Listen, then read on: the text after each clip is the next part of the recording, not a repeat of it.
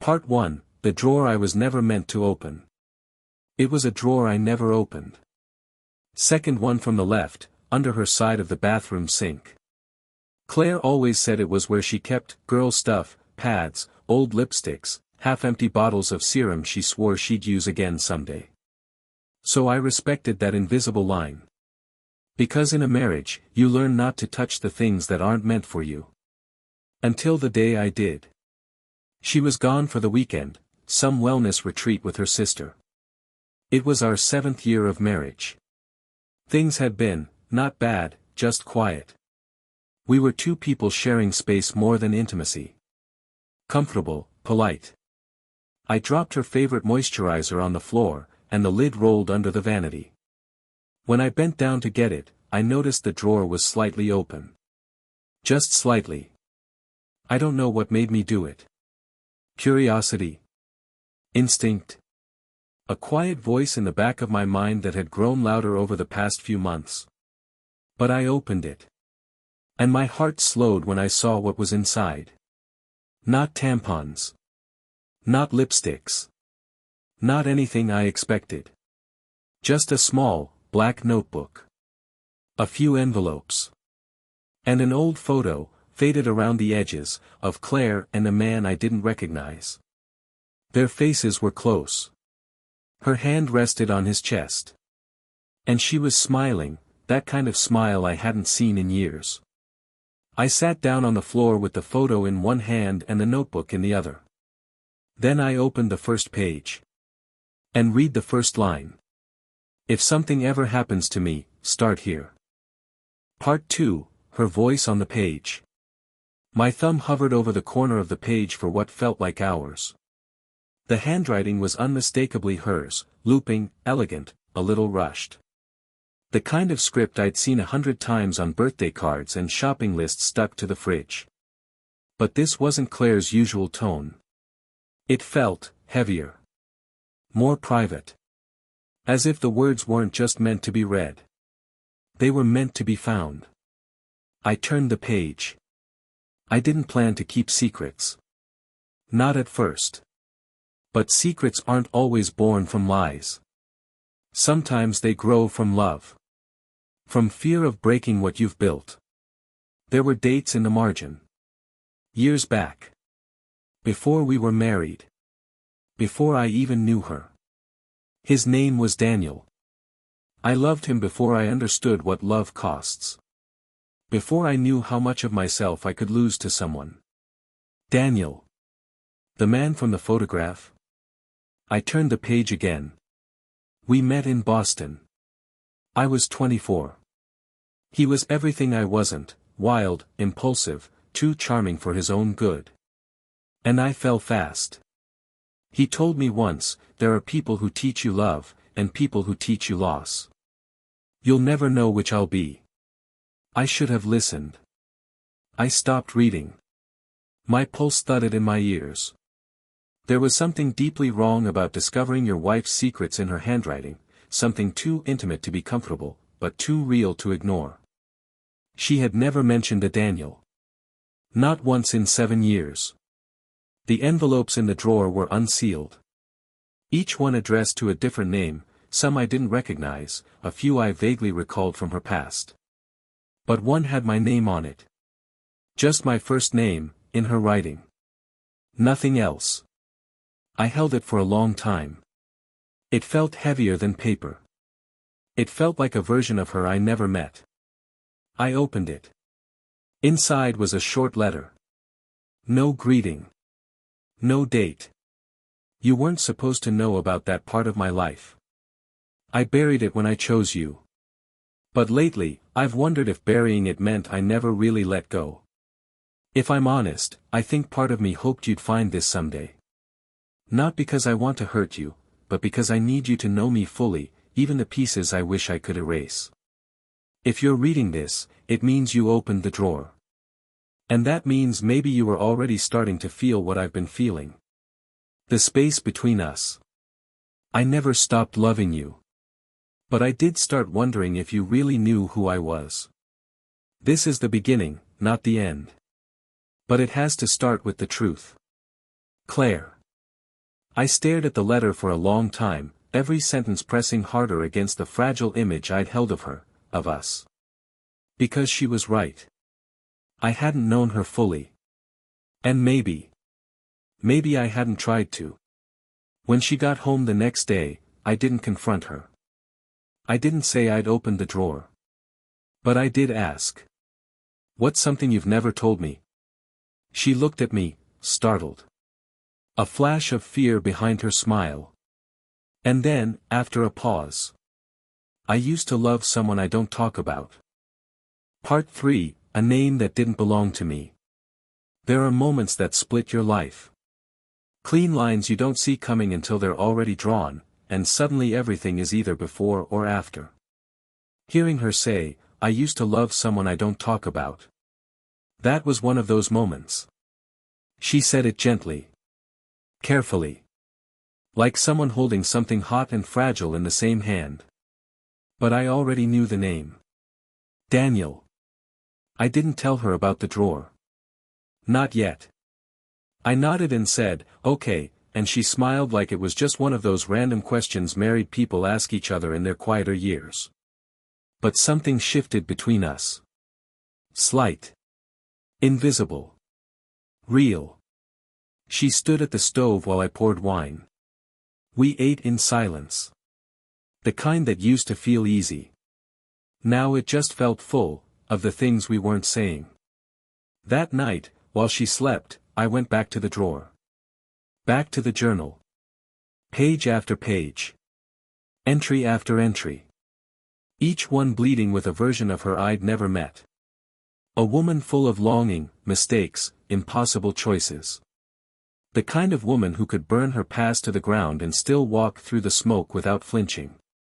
Daniel and I weren't right. But we were never boring. We fought like we were married. Loved like we'd never been hurt. And when it ended, I didn't feel free. I felt hollow. He didn't cheat.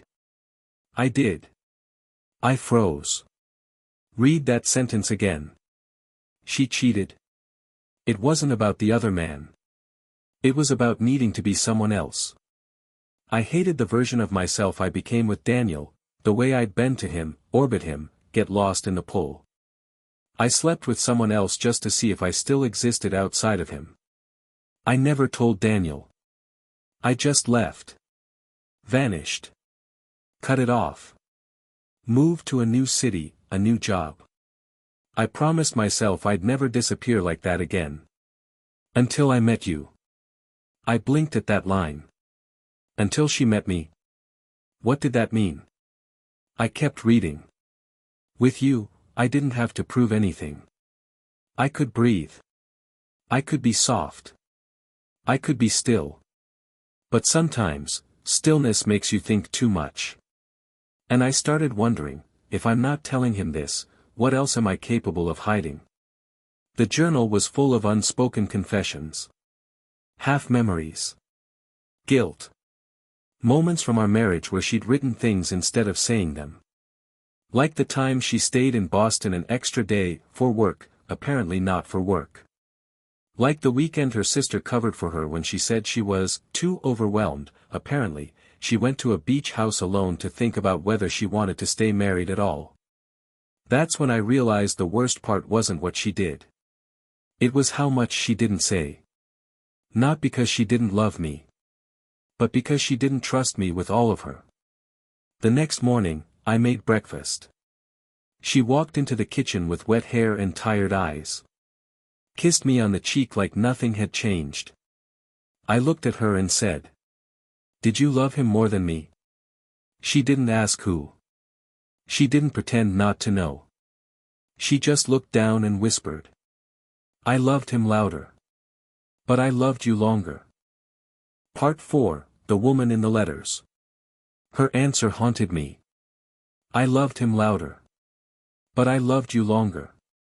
It echoed in my head like a song with no melody. I didn't know whether to be grateful or heartbroken.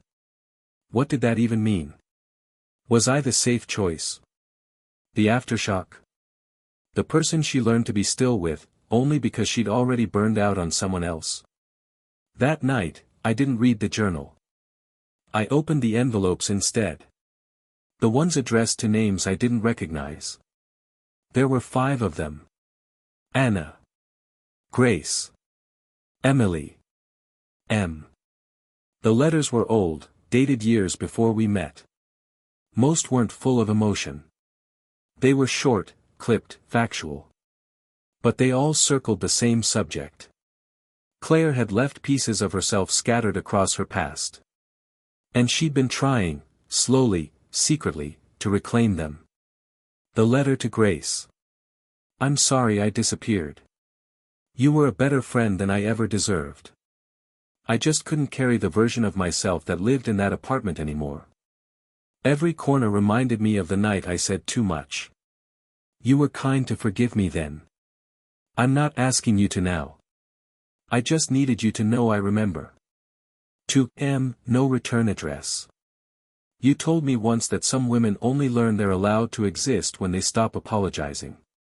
I've spent my whole life saying sorry. Even when I didn't speak the word, I felt it under my skin. You saw that in me before I did. Thank you. She had lived 100 versions of herself. And every time something cracked, she walked away from it like leaving was survival. But this time, she hadn't walked. She'd stayed. With me. At least, physically. Emotionally. I wasn't so sure anymore. I put the letters back carefully, then stood in the mirror brushing my teeth, watching my reflection like I was waiting for it to speak. I didn't feel betrayed exactly. I felt outside. Like I'd been watching a story unfold from the wrong chapter. The next day, I followed her. Not far. Just to the cafe she always said she went to for writing. She sat by the window with her laptop, headphones in, completely absorbed. But she wasn't writing. She was scrolling through old photos. Photos of her and Daniel. Same man from the picture. Smiling. Kissing. Laughing. There was one where he was holding her face like she was the only thing holding him upright. She didn't see me. But I saw enough. That night, she came home, tossed her bag on the chair like always, kicked off her shoes. I was in the living room. Waiting. I didn't yell. I didn't accuse. I just said, "You saw him again, didn't you?" She froze. Then turned slowly. "I thought I could look at him and feel closure," she said. "Did you?" "No." "Then what did you feel?" She swallowed. "Like I left a door open too long." Part 5, the door she finally closed. Her words sat in the air between us. Like I left a door open too long. It was honest. Maybe too honest. I didn't know whether to be relieved that she wasn't lying. Or devastated that the truth hurt more. She stepped closer. Not too close. I didn't go there to see him again. Not really, she said. I went to see the version of myself I left behind. I stared at her. She still matters to you? She nodded. Slowly. She mattered because she's the reason I became this version. With you. I let that hang there for a while. There's something cruel about honesty. Especially when it comes after silence. Especially when it makes you wonder if all the years before it were just waiting for the right confession. I said the thing I'd been holding. I read your journal. Her eyes widened, not in surprise, but in sorrow. I thought you might. You left it where I could find it. I know. Why? Because I didn't know how to say all of it out loud. That was Claire. Always more fluent on paper. Her feelings were lines in a notebook, not words in the air. So much of our love had lived between what we meant to say and what we actually said. I thought if you read it, she continued, you'd finally see all of me. I did. And I took a long breath. I'm still deciding how I feel about her. That was the first time she cried. Not because I was cruel. But because I told the truth, without trying to comfort her through it. She sat on the edge of the armrest, tears running in quiet lines down her face, hands clasped between her knees. "I didn't cheat on you," she whispered. "I need you to know that." I nodded. "But you wanted to," I said. She didn't answer. Because we both knew the answer already. That night, we didn't sleep in the same bed. She didn't ask. I didn't offer. I heard her crying through the walls. Not the kind of crying that asks to be heard. The kind that's too tired to be loud. The next morning, she was in the kitchen early. Made coffee. Toasted bread she wouldn't eat. "I deleted the photos," she said quietly. I didn't ask which ones. I knew. She placed her phone on the table between us. Unlocked. Open. "I don't want to keep secrets anymore." I scrolled through the photos. Her camera roll. Her messages. Nothing. Daniel was gone. She had burned the bridge this time. "I never stopped choosing you," she said. "You paused," I said. She gave a small, painful smile. "I did.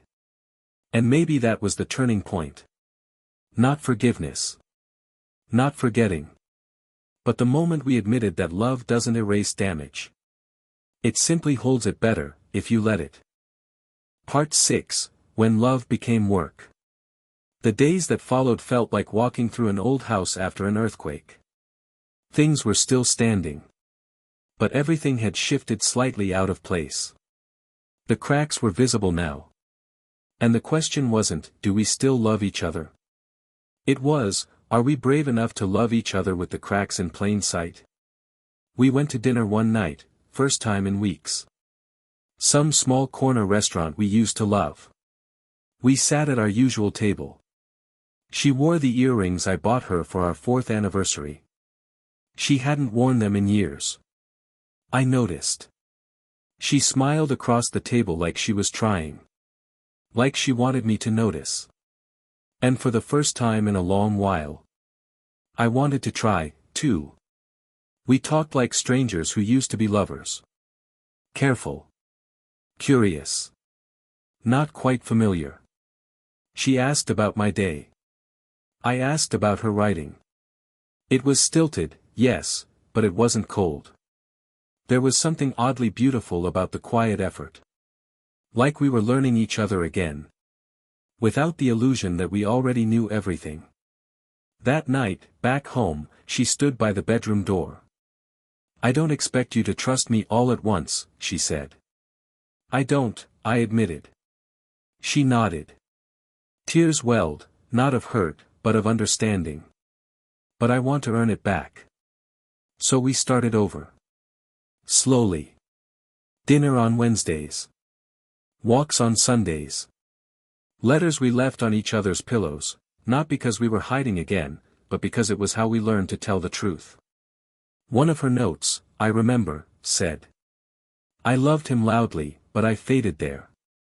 With you, I was quiet, but whole. Maybe now I can be both." And she was right. Love that starts easy still has to survive the hard parts. But love that survives the hard parts.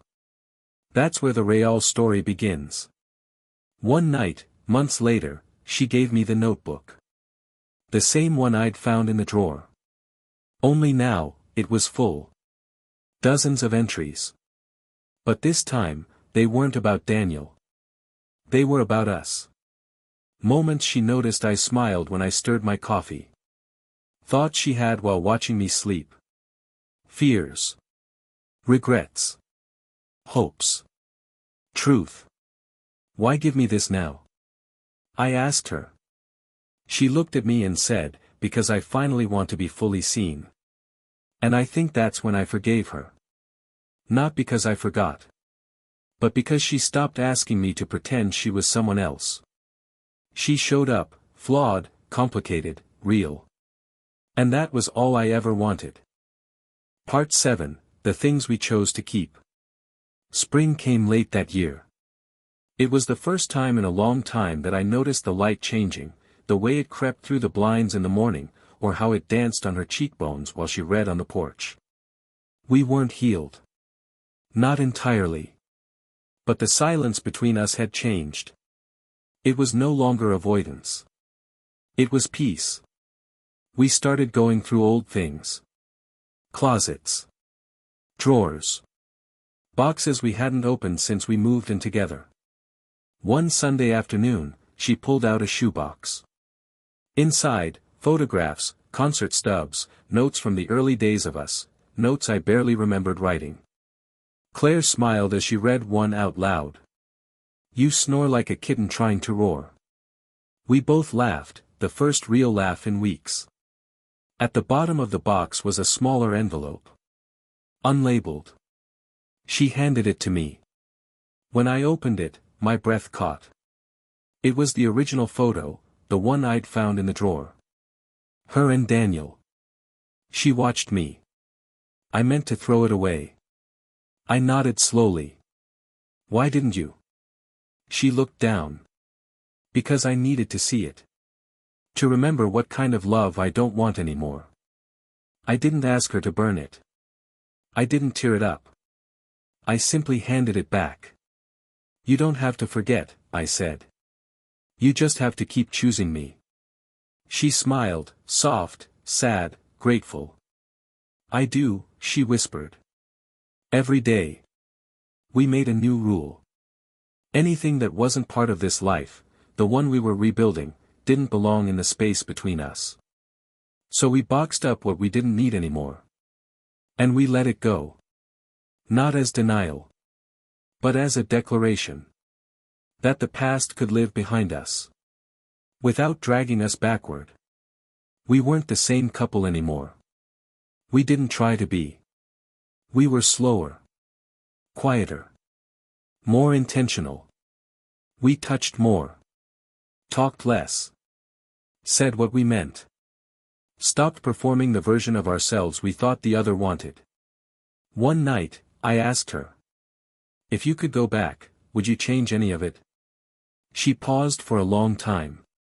"No," she said. "Because I wouldn't know how to be with you now if I hadn't learned who not to be before." I didn't reply. Just kissed her hand and held it there.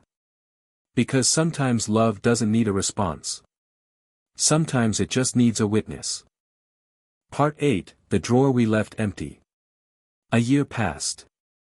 Not marked by anniversaries or milestones, but by the small, quiet proof that we were still here. We made no grand declarations. No promises carved in stone. Just one simple commitment, renewed each morning. Let's keep choosing each other. And we did. I never reopened the second drawer. Not because I feared what I might find. But because I no longer needed it to tell me who she was. Claire started writing again, not just journals, but real stories. Stories with broken women, complicated endings, and imperfect love.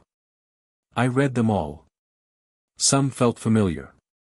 One ended with a line that stayed with me. "You don't have to be whole to be loved. You just have to be honest." We traveled more. Nothing fancy. Just small places where nobody knew us. She once told me, "Every town we visit feels like a new version of us." I liked that.